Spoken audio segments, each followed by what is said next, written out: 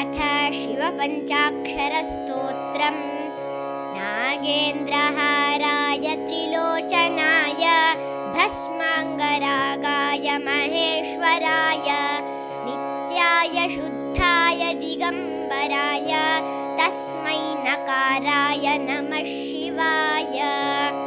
मन्दाकिनी सलिलचन्दनचर्चिताय नन्दीश्वर प्रमथनाथ महेश्वराय मन्दारमुख्य बहुपुष्पसुपूजिताय तस्मै मकाराय नमः शिवाय। शिवाय गौरीवदनाब्जवृन्द सूर्याय दक्षाध्वरनाशकाय श्रीनीलकण्ठाय वृषध्वजाय तस्मै शिकाराय नमः शिवाय।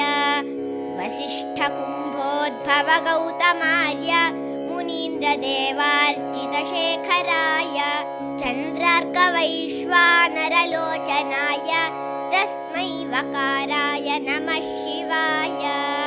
यक्षस्वरूपाय जटाधराय पिनाकहस्ताय सनातनाय दिव्याय देवाय दिगम्बराय तस्मै यकाराय नमः शिवाय। इति श्रीमच्छङ्कराचार्य विरचितं शिवपञ्चाक्षरस्तोत्रं सम्पूर्णम्।